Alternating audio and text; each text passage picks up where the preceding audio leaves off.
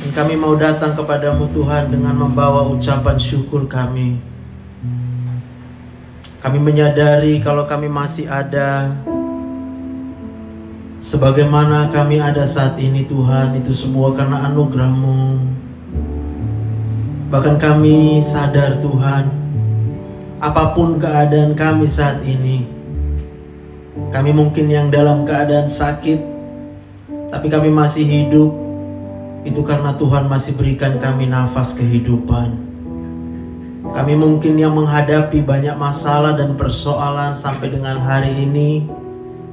Kami katakan Tuhan, semuanya itu adalah anugerah kehidupan yang Tuhan berikan bagi kami. Dan apa yang bisa kami berikan kepada Tuhan selain daripada ucapan syukur kami Tuhan.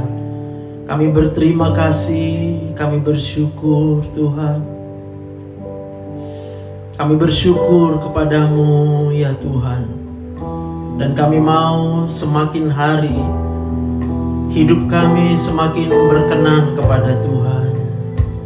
Hidup kami semakin menjadi kehidupan yang menyenangkan hati Tuhan. Haleluya. Terima kasih, terima kasih. Kami mau bersyukur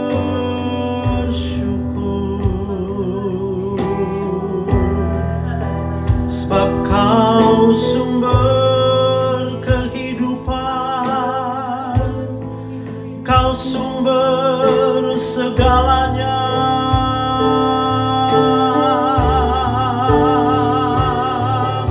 Haleluya.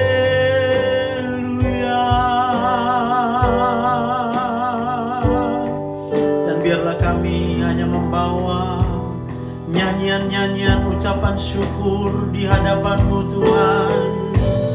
Nyanyian ucapan syukur. Sebab kalau kami ada, semua karena anugerah-Mu Tuhan. Terima kasih Tuhan. Sebab Engkau sungguh baik, Kau sangat baik Tuhan.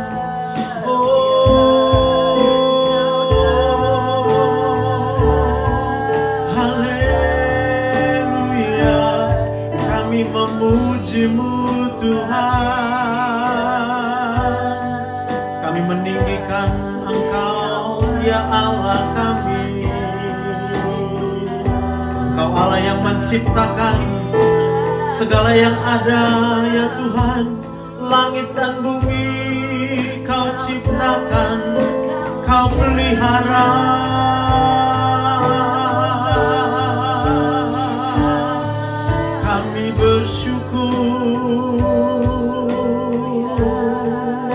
Engkau Allah yang maha mulia,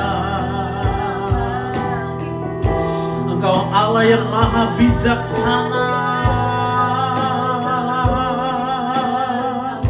Engkau Allah yang maha tahu, Engkau Allah yang tahu segala-galanya.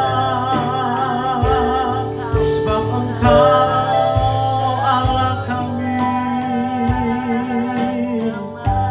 puji, kami muliakan nama-Mu Tuhan. Haleluya. Terima kasih.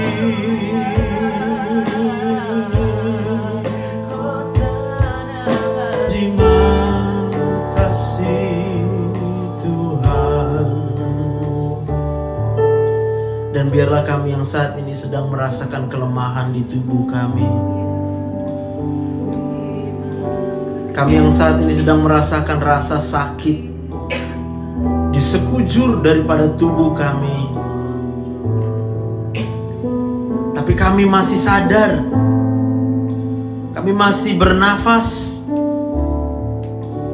Bahkan Tuhan, kami tidak perlu mengeluarkan apapun, uang kami, harta kami, kekayaan kami,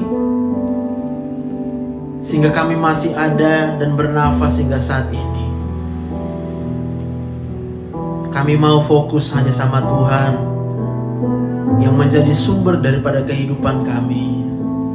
Dan saat ini Tuhan, kami rindu Engkau berbicara bagi kami. Engkau menyampaikan isi hati-Mu bagi setiap kami, Tuhan. Terima kasih Tuhan. Sekali lagi, sungguh kami merasa tidak layak sedikit pun di hadapan-Mu, Tuhan. Siapakah kami, Tuhan, sehingga Engkau membolehkan setiap kami datang dan mendekat kepadamu. Sungguh Tuhan, Engkau Allah yang panjang sabar. Engkau Allah yang besar kasih setiamu tidak pernah berakhir sampai selama-lamanya. Dan biarkan kami datang dengan kerendahan hati, sadar sebagaimana kami adanya hanyalah sebagai ciptaan-Mu Tuhan, bukan siapa-siapa. Kalau bukan karena Tuhan, kami tidak mungkin ada sampai dengan saat ini.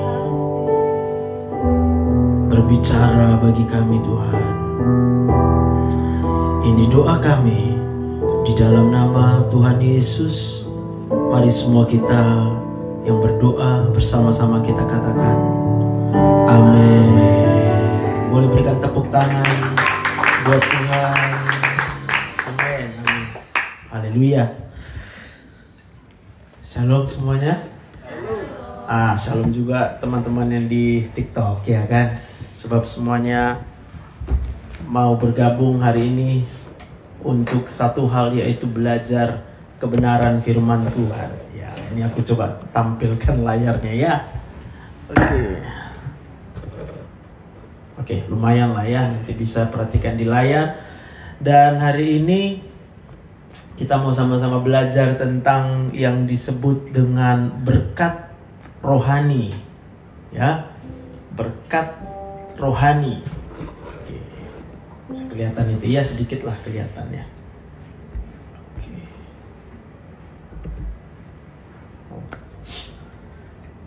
Ada banyak keyakinan ya, bahwa selama kita hidup, maka tanpa sadar kita sebagai manusia merasa punya hak atas kehidupan ini.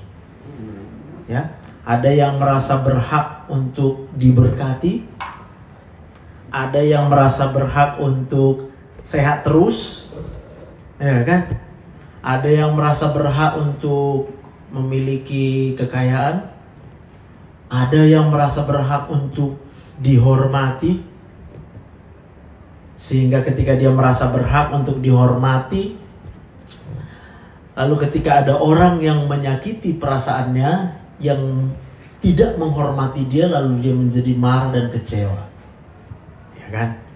Ada orang yang kemudian merasa dia berhak dengan tubuh yang sehat, gak mau sakit, ya. Dan ini bukan sedikit begitu ya. Ada banyak sekali anak-anak Tuhan yang kemudian ketika dia merasakan rasa sakit di tubuhnya, lalu dia buru-buru, saya katakan buru-buru, mencari jawaban bagaimana supaya dia tidak sakit. Nah, apakah usahanya di dalam mencari jawaban ini kemudian sesuatu yang benar-benar adalah hak kita? Ini yang mau kita sama-sama pelajari ya sore hari ini.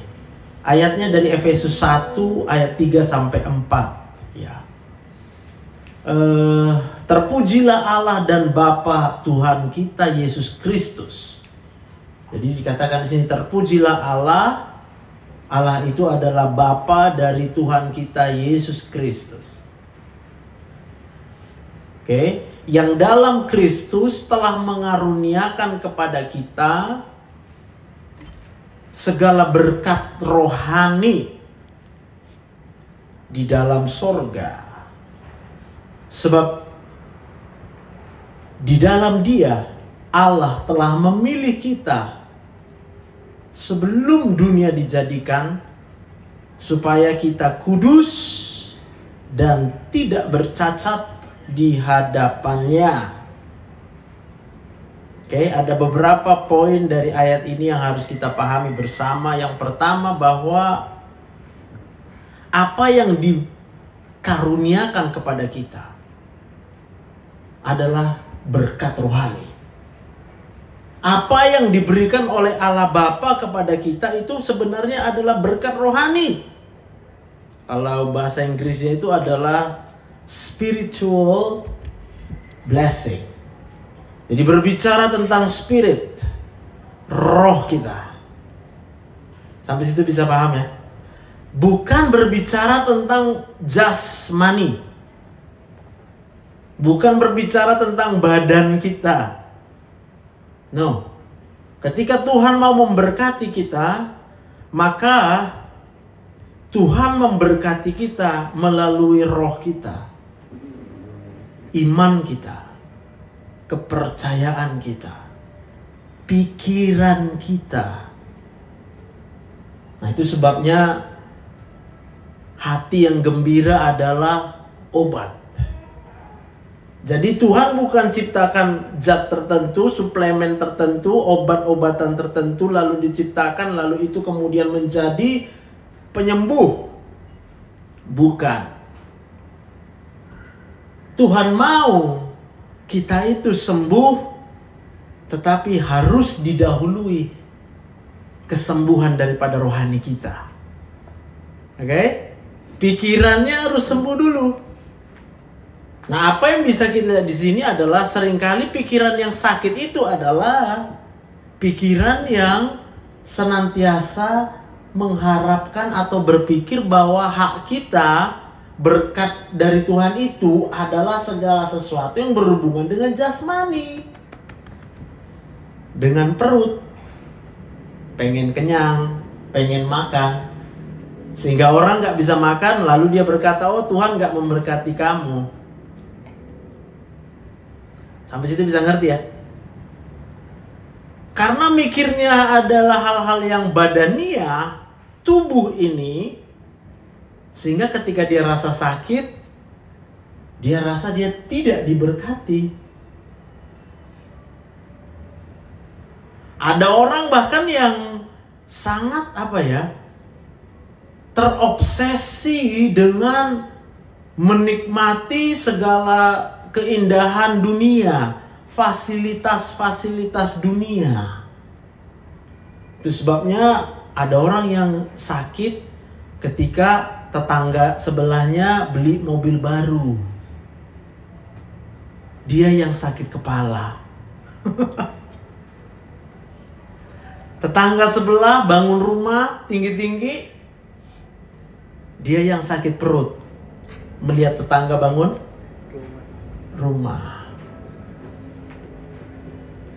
Kalau yang lagi kuliah, sekolah, lihat ada orang yang lulus cepat, lalu dia sedang berada di tengah-tengah kesulitan karena belum bisa lulus, vertigo, puyeng otaknya, mikir kok aku gak lulus-lulus, pusing gitu ya. Bisa paham ya? Sebab yang sakit itu adalah pikirannya. Di mana pikiran yang sakit? Ketika orang itu kemudian berfokus kepada segala sesuatu yang sifatnya untuk memuaskan badannya. Ada orang yang senang duduk di mobil mewah. Bahagia dia duduk di mobil mewah. Sehingga ketika dia cuma bisa duduk di angkot, sakit dia. Karena dia pikir, waduh betapa enaknya duduk di atas mobil yang mewah. Orang yang berpikir kalau duduk di atas mobil yang mewah itu membahagiakan buat kita, kita sedang sakit. Saya katakan gak perlu waktu lama-lama lah. Kalau kita senang atau menikmati duduk di atas mobil mewah, kita pasti akan jatuh sakit. Ada? Terus sebagian bilang, belum pernah Pak duduk di atas mobil mewah. Bagus, lebih bagus lagi. Sebab nanti kalau kita rasakan duduk di atas mobil mewah, jangan-jangan kita jadi candu. Dan waktu candu, lalu suatu waktu itu mobil nggak mewah lagi karena tahunnya udah nggak up to date. Terus pengen ganti mobil dan nggak bisa ganti mobil, stres. Waktu stres yang datang apa? Sakit. Lalu datang berobat ke dokter Joseph. Hati yang gembira adalah obat yang manjur. Nah, lalu diingatkan, Bu, kenapa lu nggak gembira, Bu? Ditanya, nggak ada, biasa. Aku gembira kok, katanya. Sampai dikasih selfie dulu baru sadar. Nih Bu, selfie dulu Bu, wajahnya ini lagi gembira apa lagi sedih, Bu? Nanti dihadapkan itu di wajahnya handphonenya. Buang muka, dia lihat muka sendiri. Sebab dia pun stres lihat wajahnya. Sampai dipaksa nanti, Bu, lihat dulu nih wajahmu nih, wajah orang yang apa ini? Saya. Lalu kemudian kita tanya, apa yang buat kau sedih? Apa yang buat kau susah? Sampai nanti di ujung-ujungnya itu adalah ketemu. Yang membuat dia susah adalah karena dia tidak merasakan berkat. Tetapi yang salahnya adalah dia pengen merasakan berkat jasmani.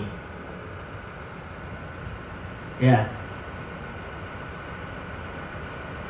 Ada opung-opung, nenek, kakek yang bisa stres karena pengen nimang cucu. Ya. Dia rasa kalau dia sudah gendong cucu, wow, itu rasanya dia diberkati oleh Tuhan. Lalu Tuhan katakan, kamu kenapa bergantung kepada berkat jasmani? Nah, akhirnya stres. Cucu nggak kunjung datang. Sampai-sampai ya, ada itu mertua yang tega ya. Nyuruh anaknya tinggalkan istrinya sekarang lalu cari istri yang lain supaya bisa punya anak. Wah, kacau. Karena apa? Karena memaksakan bahwa yang namanya orang diberkati harus punya cucu. Gitu. Padahal berkat rohani di sini dikatakan di ayat ini tak ada hubungannya dengan hal-hal jasmania. Paham ya? Oke, kita lanjut. Sampai situ pasti sudah ngerti. Berkat rohani di dalam sorga. Katakan sorga. Sorga. Dari sini kita tahu, kita paham bahwa tujuan kita hidup di dunia bukan berhenti di dunia. Tujuan kita hidup di dunia adalah Tuhan persiapkan kita. Berkatnya Tuhan persiapkan supaya nanti kita bisa masuk surga. Katakan amin. Orang yang kalau hatinya, buat lebih sederhana. Orang yang kalau pikirannya itu kudu atau terobsesi dengan hal-hal yang ada di badannya saja, itu nggak siap masuk surga. Kenapa? Ya main aja. Lembut buat, yes. Kenapa? Karena daging ini nggak bisa masuk surga, bro. Ini daging ini nggak bisa masuk surga. Yang bisa mencapai surga itu hanya berupa rohmu. Daging ini akan tinggal. Di surga kita nggak rasa lapar. Bisa?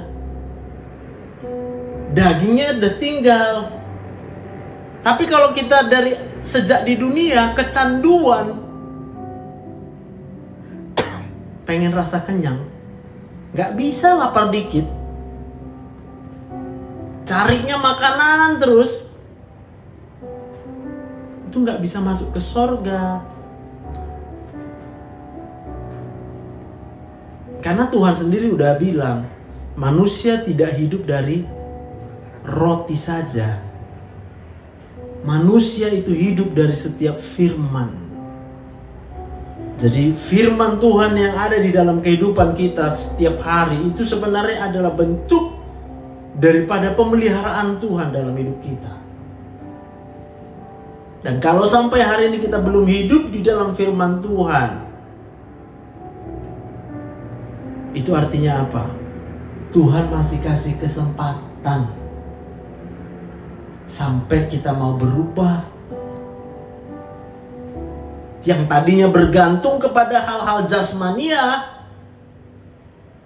kita kemudian harus bergantung kepada berkat rohani. Jangan pikirkan hanya hal-hal yang badani saja. Amin.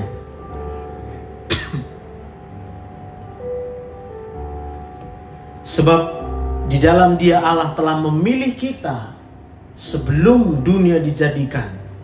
Bayangkan. Dunia belum dijadikan, Allah itu sudah memilih kita untuk apa? Supaya kita bisa masuk surga. Tujuannya adalah mempersiapkan kita nanti bisa ada di dalam surga.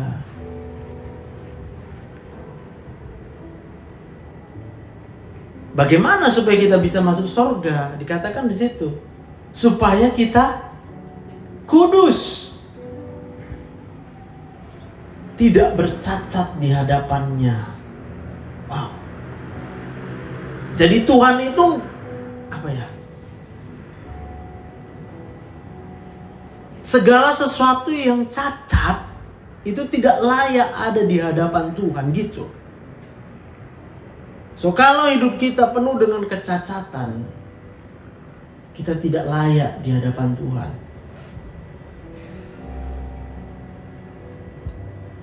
Untuk apa kita hidup di dunia kalau toh juga pada akhirnya nanti masuk ke surga dalam keadaan cacat, dalam keadaan tidak kudus. Wow.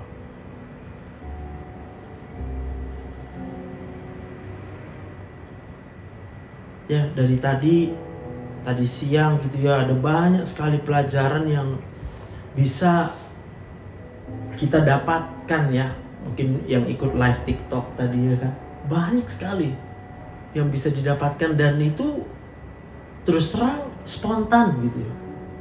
Tuhan kayaknya kasih tunjuk gitu, Dia mau kasih kita berkat rohani. Dia tunjukkan berkat rohani ya. Jadi yang belum lihat VT-nya dilihat dulu. Iya kan? Satu berkat rohani tadi yang buat kita itu terkagum-kagum. Ketika ada seorang ibu kemudian berkata, bagaimana saya bisa mengampuni suami saya yang jahat? Saya kecewa dengan dia. Lalu dia bilang, saya nggak bisa lupa apa perbuatan dia di masa lalu. Waduh, benar-benar menyakitkan. Tapi dia sebenarnya datang sama dokter bukan mau bilang itu. Dia datang sama dokter cuma bilang sakit kepala, sakit di dada, sakit di ulu hati, sakit di perut mutar-mutar, sakit di bahunya, semua sakit badannya. Sampai dokternya kalau dengar kita ikut mau pingsan. Banyak kali sakit ibu ini. Bener. Dan kalau misalnya kita itu jadi dokter lalu terpancing dengan semua keluhannya, bayangkan kalau kau ikut disuruh berempati. Jadi dokter itu harus empati ya. Ikut merasakan apa yang dirasakan oleh pasien. Benar, kita jadi pusing. Lalu ketika dia pusing, dia tanya, dok obatnya apa? Kita jawab, nggak tahu juga, saya jadi pusing juga gitu. Kita cepet-cepet ngeresep, ini obatnya, ini obatnya. Ya kan? Wah, tapi akhirnya entah bagaimana Tuhan ingatkan. Itu si ibu pasti doyan mengungkit-ungkit kesalahan suami. Pas ya. Dia pengen melupakan semua kejahatan suaminya. Tapi dia bilang, gimana rasanya, aku gak bisa lupa. Aku selalu ingat dan itu menyakiti perasaanku, katanya. Wis, ketok di bawah. Ya kan? Lalu aku bilang, Bu, kayaknya ibu tuh senang ngungkit-ngungkit ya kesalahan suami ya. Lagi ngobrol, diungkit. Lu tuh Pak, dulu udah syukur aku mau tetap samamu. Gitu. Paham ya? Sebenarnya orang itu tidak akan bisa melupakan apapun kejahatan orang lain buat kita. Dan saya mau bilang, semua kita pernah dijahatin. Dan kalau ditanya sekarang detail-detailnya kita bisa ingat. Dan tanpa sadar, saat seseorang kemudian mengingat detail daripada kejahatan itu dan lalu dia mengingat kembali betapa sakitnya yang dia rasakan dan alami. Oke, pada waktu itu juga hormon stresnya meningkat. Sistem saraf simpatiknya itu akan diaktifasi. Lalu kemudian aliran darah ke seluruh organ tubuhnya itu kemudian mulai vasokonstriksi. Sehingga mulai timbul nyeri. Kalau ada orang yang demennya itu sakit perut lah itu dia gejalanya. Kalau ada orang yang demennya baca tentang nyeri dada, sakit jantung, nyeri dada lah rasanya waktu ada yang menyakitinya. Iya kan? Hanya karena apa?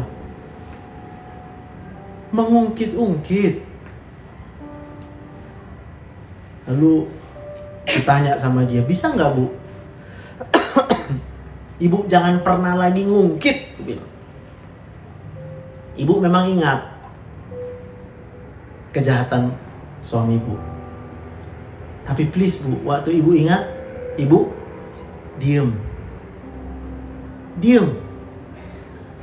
Jangan ungkit Bu. Karena dia juga mengeluhkan suaminya yang kasar sama dia. Aku bilang, orang manapun kalau kesalahannya diungkit-ungkit, itu pasti kecewa sendiri. Dan responnya adalah dia akan tambah marah. Dia semakin melakukan kejahatan. Jadi pelajaran buat kita. Kalau ada orang yang bersalah kepada kita, ampuni aja. Ada orang berpikir gini, kalau ada orang yang berbuat salah sama kita, ya maunya dia lah yang minta maaf. Lalu kita yang mengingatkan dia kan, kau kan udah salah sama aku. Ini kesalahanmu. Berarti kita melakukan apa? Mengungkit. Dia sudah dalam keadaan terdesak. Sebenarnya dia sadar sebenarnya dia salah. Tapi seringkali orang gak sadar kalau dia melakukan kesalahan dulu pada waktu melakukannya. Sekarang dia sudah sadar. Lalu dia mau kembali kepada kita. Tapi dia belum menjadi seorang yang sempurna buat kita. Kita yang merasa dijahati, merasa gak tahu diri kau ya, udah kumaafkan ya gitu ya. Ingat gak kau? Kau buat lagi gini sama aku, ya. Paham ya maksudnya ya. Jadi kita harus belajar untuk tidak mengungkit-ungkit. Tadi ada yang tanya, jadi kalau gitu kita berdoa dan bersyukur aja, gak boleh minta. Ada yang komen ya, Pak, kalau kita baca firman Tuhan ini, yang Tuhan sediakan buat kita adalah berkat rohani. Oke? Sadar gak kita? Dalam doa permintaan kita, apa yang kita minta sama Tuhan? Yang kita minta pasti berhubungan dengan jasmani. Apa itu yang berhubungan dengan jasmani? Kenyamanan hidup. Kita minta hidup nyaman. Di badan terasa sakit, mintanya sehat. Maka saya katakan, kalau kita sakit, jangan pernah minta jadi sehat badannya. Mintalah supaya yang disehatkan itu adalah pikirannya. Karena waktu sehat pikirannya, hati yang gembira itu jadi obat yang manjur. Tepuk tangan untuk Tuhan. Tapi kalau kita minta terus sehatkan Tuhan, Tuhan gak peduli lu minta apa. Itu ada ayatnya. Ya memang kamu berdoa, tapi yang kamu doakan, yang kamu minta adalah untuk memuaskan hawa nafsu. Apa arti hawa nafsu? Memuaskan keinginanmu. Bukan untuk memuaskan Tuhan yang menjadi sang pencipta. Ya. Orang yang ingin dihormati, dia akan berdoa meminta, ya, supaya yang pertama kalau dia masih mahasiswa pengen cepat lulus. Stres dia karena nggak lulus-lulus. Saya mau bilang itu adalah ciri orang yang hidupnya masih berkutat, terobsesi dengan pemuasan dirinya. Lalu kalau itu yang kita bawa dalam doa kita, seakan-akan seolah-olah kita rohani. No. Tuhan katakan tadi di sini, terpujilah Allah dan Bapa Tuhan kita Yesus Kristus yang dalam Kristus. Dalam Yesus. Siapa Yesus? Yesus itu adalah manusia yang rela direndahkan. Yesus itu adalah manusia yang rela disakiti. Bahkan dikatakan apa? Kesalahan kita yang dia tanggung. Dosa kita dia tanggung. Tetapi jangan lupa, tandanya kita juga kemudian boleh berhak untuk masuk surga. Kita harus hidup sama seperti Yesus. Loh, bisa paham gak? Kita sebut Yesus Tuhan, tapi kita biarin Tuhan Yesus itu yang menderita sendiri. Yesus kalau disakiti, dia katakan apa? Balas dengan yang baik. Lalu ketika kita disakiti, gue tonjok lu. Berarti kita biarkan Tuhan Yesus mengampuni orang yang bersalah, tapi kita tidak mengampuni. Tapi kita sebut dia Tuhan, Master, Elohim. Ya. Ngeri gak? Hanya karena apa? Hanya karena kita sedang mengejar berkat-berkat jasmani. Maka mungkin untuk saat ini memang Bapak bilang itu ya, stop minta-minta. Sebenarnya itu masih tahap pertama, Pak. Aku mau bilang karena kita cenderung pasti akan hanya meminta-minta hal yang berhubungan dengan jasmania. Maka aku bilang berdoa, bersyukur saja. Jangan minta-minta karena pasti salah yang kita minta. Sebelum hidup kita itu benar-benar paham bahwa kita tidak berhak untuk meminta apapun yang bersifat jasmani. Bahkan aku mau bilang itu sebenarnya dosa. Paham ya? Tadi ada seorang ibu yang dia sudah bertahun-tahun harus minum obat tidur.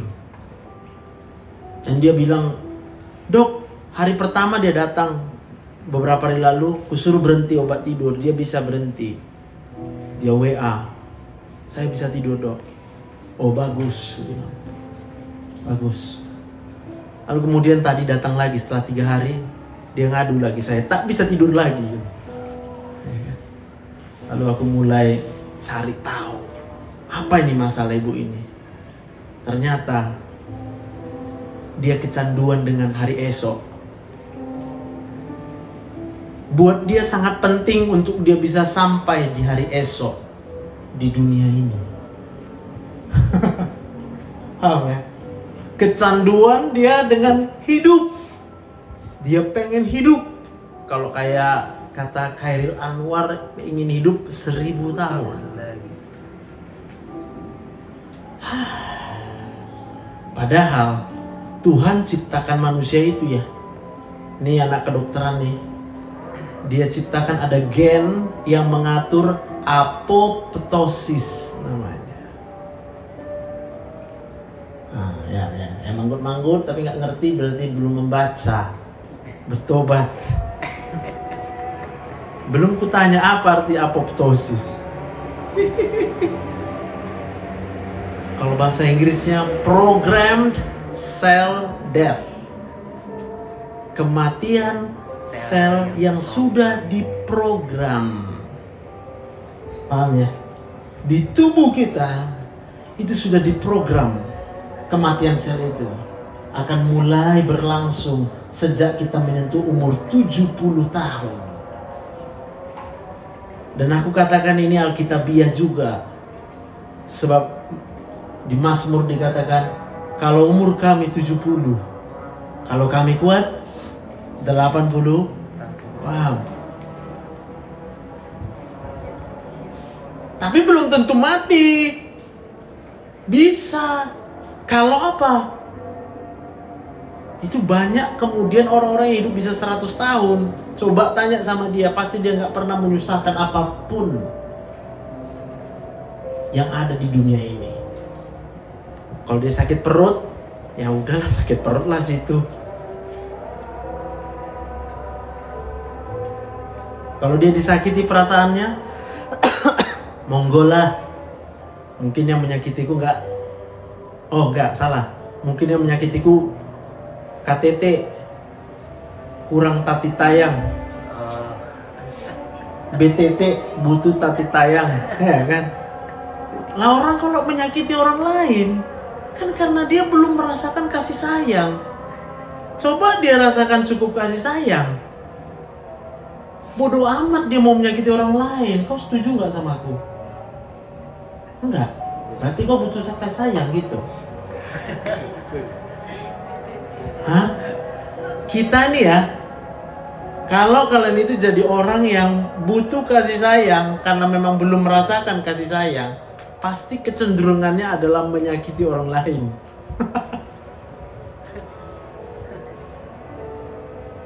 Ya. Padahal Tuhan sudah katakan karena begitu besar kasih Allah akan dunia ini. Halo. Orang yang belum merasakan kasih sayang dari Tuhan, udah pasti dia akan menyakiti sesamanya.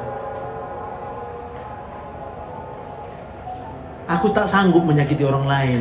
Kalaupun aku cenderung untuk menyakiti orang lain nantinya, itu pasti dalam keadaan yang paling lemah. Tapi kita harus berjuang setiap hari. Sadarkan dirimu. Kalau kita menyakiti orang lain yang adalah ciptaan Tuhan, berarti yang kita sakiti adalah Tuhan. Amin. Lalu singkat cerita aku bilang sama ibu itu, Bu, sebenarnya ibu melangkai Tuhan. Kalau ibu mikir, sebenarnya ibu kenapa sih takut harus pakai obat tidur, aku bilang. Ya kalau saya nggak tidur dok, besok saya bisa oyong dan lemas. Bisa? Paham ke situ? Oh iya, ibu kecanduan ya. Kecanduan hidup dengan rasa nyaman. Ibu pengen setiap hari badan ibu itu rasanya tidak boleh ada rasa sakit. Bukan gitu dok. Jadi gimana? Nanti kalau saya oyong,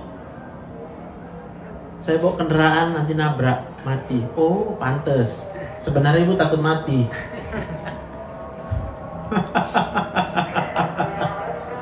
Paham ya? Orang yang takut mati berarti orang tidak mau mati. Cocok?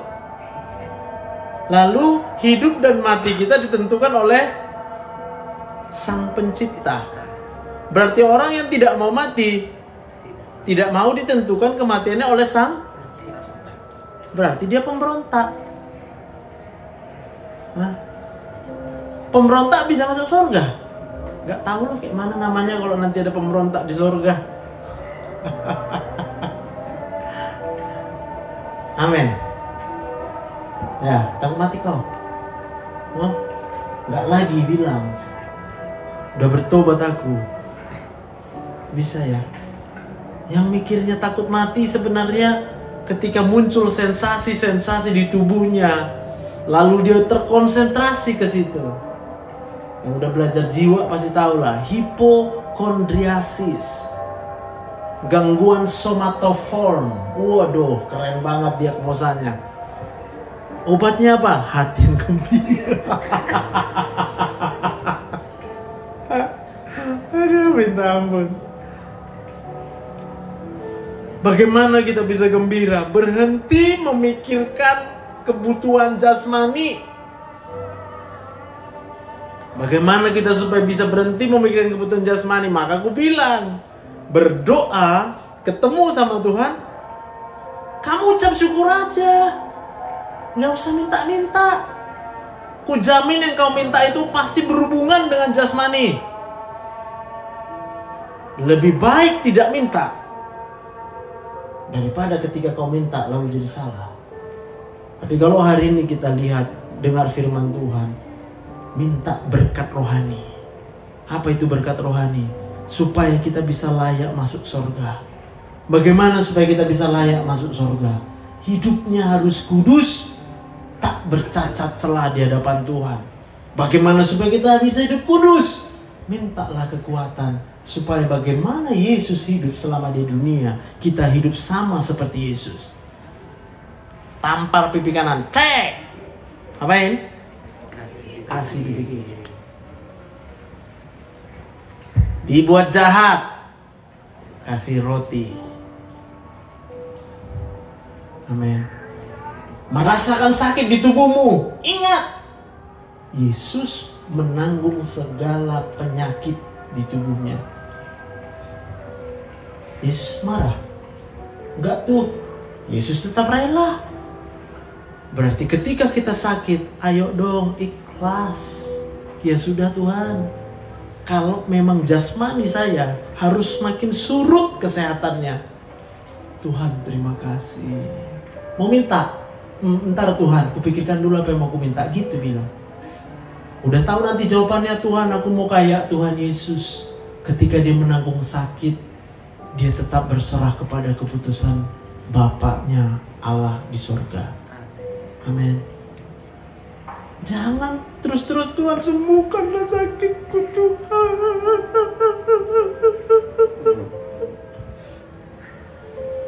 Aduh.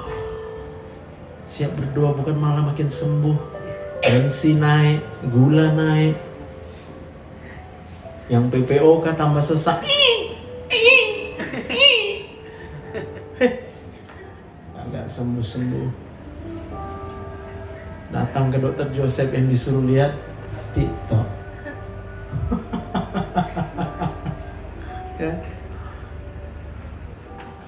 Harusnya kalian ini melihat TikTokku berulang-ulang, supaya bisa kalian paham apa yang ku menyembuhkan.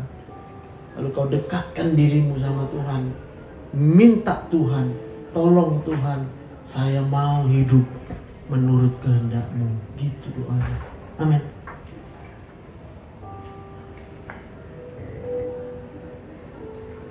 Amin. Ya. Udah, jadi PR kalian mulai hari ini ya. Udah ada 100 video TikTok di situ. Satu video 10 menit. Berarti 1000 menit. 1000 menit berarti berapa itu? 1000 bagi 60.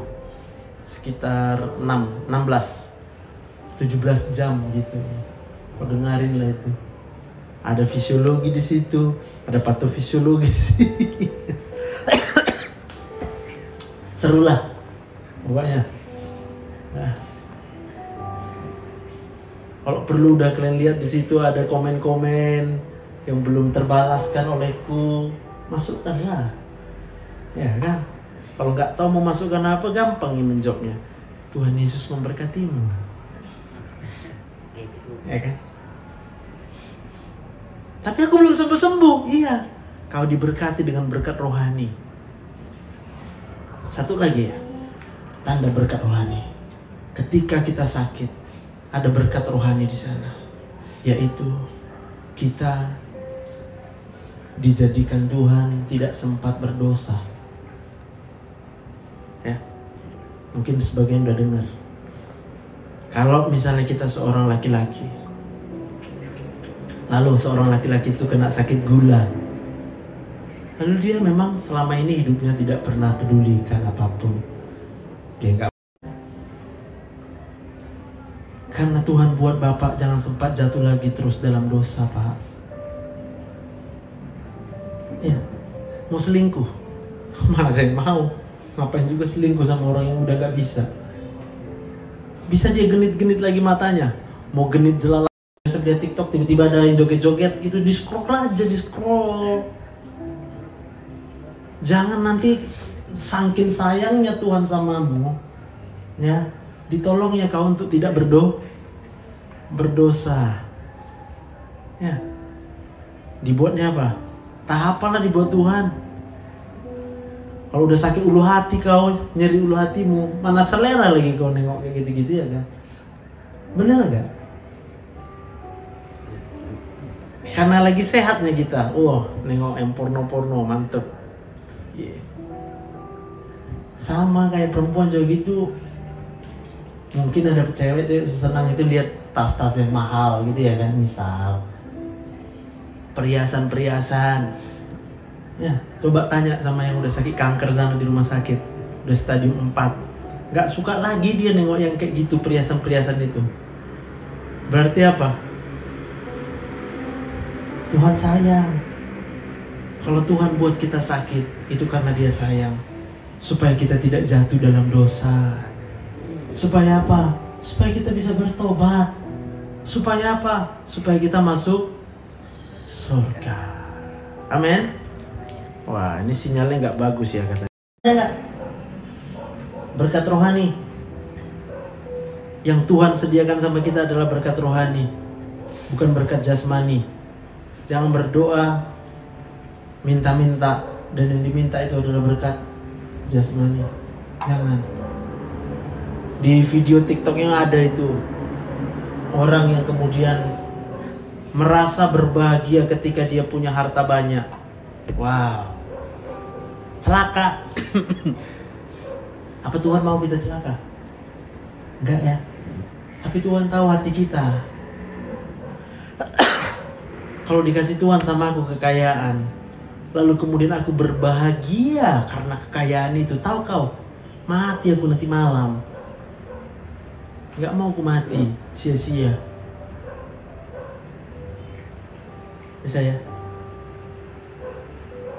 Jadi kalau kita belum punya harta kekayaan, jangan kau minta harta kekayaan sama Tuhan. Karena tandanya kau meminta itu artinya kau masih pengen.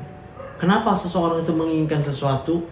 Orang itu punya keinginan cuma satu alasannya, buat dia senang. Iya. Cuma buat dia senang. Itu yang ku bilang tadi, berkat jasmani. Yang dicari hanya untuk yang menyenangkan bagi dirinya. Dia lupa Tuhan tidak mendesain hidup kita Tuhan seperti itu. Kita harus rendahkan hati dong di hadapan Tuhan. Amin. Untuk apa kuliah? Jadi dokter. Untuk apa kau jadi dokter? Apa jadi dokter? Membantu orang lain. Supaya kamu membantu orang lain. Supaya sehat kembali. Supaya apa? Sehat kembali. Iya, supaya orang lain sehat kembali. Supaya. Kalau dia sehat ternyata jadi nggak bertobat gimana? Hah? Dosa kau. Kita jelaskan mantap. Tujuannya supaya kau menyadarkan.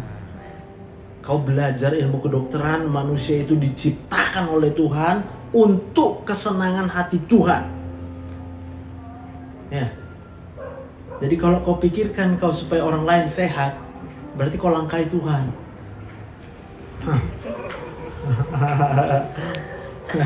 Bisa paham ya? Bisa.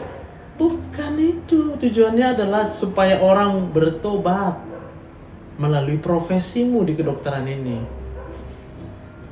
Paham? Mana tahu ada yang pengen, oh Pak, aku pengen spesialis ini, spesialis itu. Itu nanti bukan kepengenmu lagi.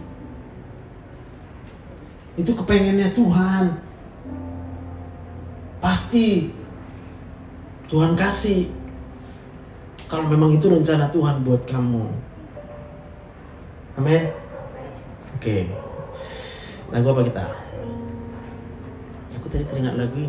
Oh ini, setiap jam ya Tuhan. Coba dari G ya. Tahu nih lagunya, film Jemaat. F.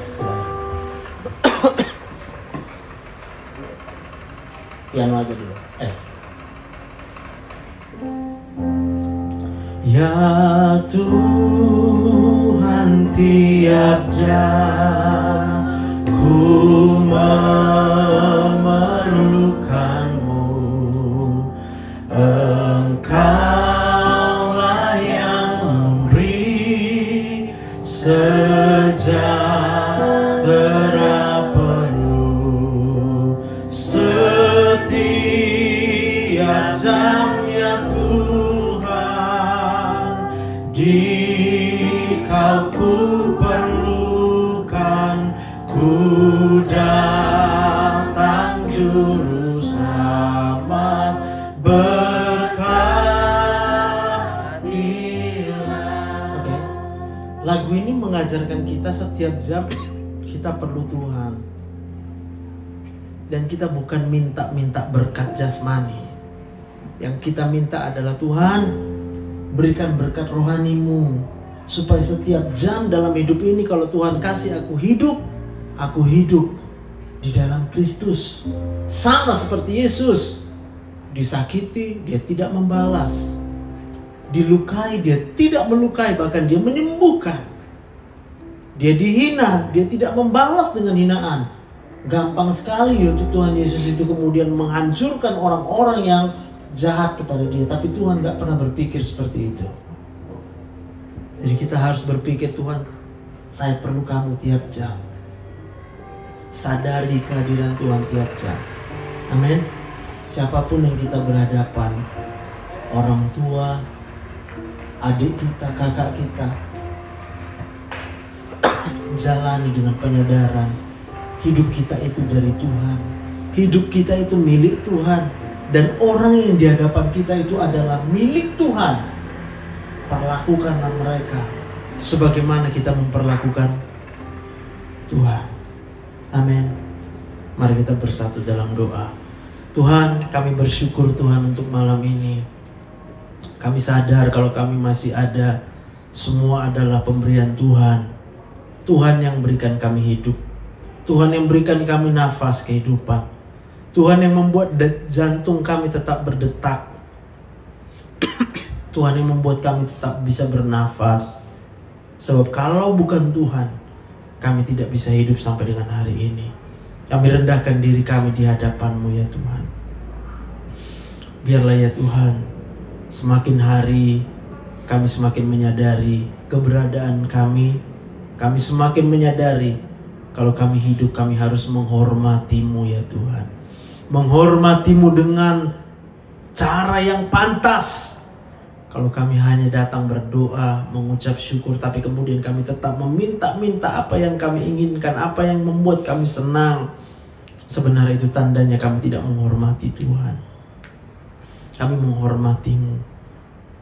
Kami sadar siapa diri kami. Tuhan, hamba berdoa untuk adik-adik yang akan pulang nanti dari tempat ini. Engkau sertai perjalanan supaya mereka tetap boleh hidup sebagai anak-anak Tuhan. Kami memohon perlindungan bukan karena kami takut mati, tapi kami mohon perlindungan supaya Tuhan masih berikan kesempatan bagi kami untuk kami bertobat mengubah cara pikir kami ya Tuhan. Hamba juga berdoa ya Tuhan untuk saudara-saudara yang mengikuti melalui live streaming Tuhan, dimanapun mereka berada, biarlah di dalam segala sakit, penyakit, penderitaan apapun, masalah, persoalan apapun, hamba berdoa ya Tuhan, kiranya Roh Kudus Engkau berbicara, Engkau sadarkan mereka Bapa, supaya mereka tahu apa yang mereka seharusnya kejar di dunia ini bukanlah hal-hal yang ada di dunia ini, tapi kami harus berlari-lari, mengejar, berjuang supaya kami bisa mencapai sorga. Sebab sorga itu bukan asal-asalan. Tuhan ciptakan sorga begitu mulia. Berarti hanya orang-orang yang hidupnya kudus, tak bercacat, itulah yang boleh masuk ke dalam sorga. Dan kami bersyukur hanya oleh pengorbanan Tuhan Yesus di kayu salib, itu yang kemudian membuka jalan, memberikan kesempatan bagi kami yang berdosa, supaya ketika kami bertobat dan hidup kami menjadi sama sebagaimana Tuhan Yesus hidup selama Dia di dunia, itu akan kami terima menjadi berkat rohani kami. Terima kasih Bapa yang baik. Ini doa kami dalam nama Tuhan Yesus. Dan saat ini mari kita terima berkat dari Tuhan. Mari arahkan hati kita. Kiranya anugerah damai sejahtera yang berlimpah-limpah dari Allah Bapa di sorga, cinta kasih yang sempurna di dalam Tuhan Yesus Kristus, serta persekutuan yang manis dengan Roh Kudus menyertai kamu sekalian mulai dari malam ini, besok, bahkan sampai selama-lamanya. Yang percaya diberkati Tuhan bersama kita katakan amin, amin, amin. Yes, oke. Kalau kalian nanya kita jawab sedikit-sedikit ya kan, yang dari TikTok ya. Ada yang lihat pertanyaannya? Boleh dibacain ya kan. Dok, bagaimana mengendalikan pikiran ya kan? Ya, pikiran itu kan punya kita yang kendalikan, kita yang menentukan mau mikir apa ya. Jadi kalau ditanya bagaimana mengendalikan pikiran, ya dikendalikanlah. Hari ini pun kita, kalau Bapak Ibu itu sedang buka TikTok ini, ikut live, itu adalah tanda kita mengendalikan pikiran. Bisa aja kan buka TikTok yang lainnya kan, tapi kenapa pilih TikToknya di sini, live-nya sekarang? Itu artinya apa? Apa yang kita lakukan, kita perbuat, kita pikirkan, itulah yang kita kendalikan. Oke? Yes, itu tadi pertanyaan yang dasar sebenarnya ya. Ya, doakan pikiran itu bisa saya tolak. Bukan doaku, ya kan? Doa kakak, overthinking itu berterbangan di sekitar, ya kan? Karena udah terlalu lama. Orang overthinking itu udah terlalu lama dia membiarkan pikirannya melayang-layang terus. Ya, dan hanya satu jalan, arahkan dia kepada satu titik, yaitu arahkanlah ke Tuhan. Maka dikatakan Yesus itu adalah jalan. Arahkan ke Yesus. Orang overthinking, arahkan ke Yesus. Kalau dia bukan yang Kristen, arahkanlah kepada Tuhan penciptamu. Oke, bisa ya? Yang Kristen arahkan sama Yesus, yang non Kristen arahkan sama penciptanya. Kalau nggak berhasil juga, berarti masih kurang terarah. Sampai benar-benar terfokus. Gitu caranya ya. Oke, yang mungkin belum terjawab pertanyaannya, boleh chat saya ya. Boleh di TikTok chatnya, boleh juga dari WA. Memang sampai malam ini udah banyak chat yang masuk, belum sempat ku jawab karena tadi selesai dari praktek, masih visit pasien. Jadi semoga malam ini Tuhan beri kekuatan, hikmat ya buat kita semua, sehingga saya bisa jawabin itu chatnya ya. Dan hati yang gembira adalah obat yang manjur. Tidak ada yang lebih manjur dari itu.